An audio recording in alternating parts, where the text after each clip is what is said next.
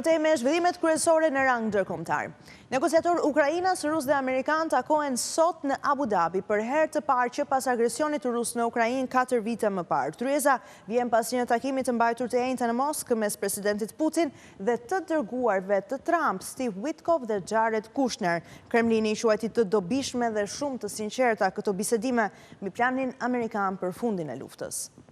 Për herë të parë që nga fillimi i luftës, Ukraina, Rusia dhe Shtetet e Bashkuara mbajnë bisedime trepalshme në Abu Dhabi me qëllim fundin e konfliktit që filloi 4 vite më parë. Shtetet e Bashkuara përfaqësohen nga Steve Witkoff dhe Jared Kushner, të cilët i bashkohen takimit pas një bisede me Vladimir Putin në Moskë. Nga Ukraina në takim marrin pjesë disa nga zyrtarët e saj të lartë, përfshirë Rustem Umerov, kreu i Këshillit të Sigurisë dhe mbrojtjes kombëtare të Ukrainës, Kirilo Budanov, kreu i zyrës së Zelenski, negociatori David Arkhamia dhe shefi i shtabit të përgjithshëm Andriy NATO. Bisedimet për palën ruse drejtohen nga admirali Igor Kostyukov, zëvendëshefi i shtabit të përgjithshëm rus. I dërguari rus i investimeve Kirill Dmitriev është gjithashtu në Emiratet e Bashkuara Arabe dhe do të takohet veçmas me Witkoff. Ndërkohë bisedimet në Rusi mes Putin dhe dy të dërguarve amerikanë ishin konstruktive dhe shumë të sinqerta, sipas detajeve të bëra publike nga Kremlini, por pika kyçe për të cilën ende nuk ka dakordsi janë territoret.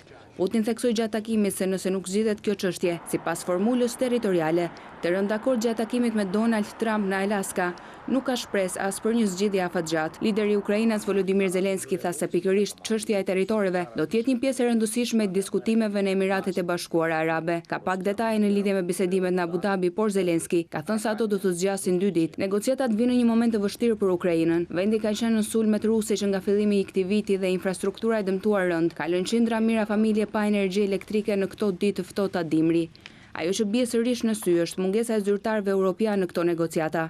Presidenti i Ukrainës e shprehu qartë zhgënjimin e tij me aleatët në kontinent gjatë forumit të Davosit në Zvicër. Në përgjigje të Zelenski, presidentja e Komisionit Evropian Ursula von der Leyen theksoi se Bashkimi Evropian është mbështetja më e madhe e Ukrainës. Veprimet flasin më shumë se fjalët, u tha ajo gazetarëve, por pavarësisht kësaj, roli i europianëve vitin e fundit në përpjekjet për arritjen e paqes ka qenë dytësor dhe liderët e kontinentit kanë vepruar vetëm kur situata dukej të ishte emergjente.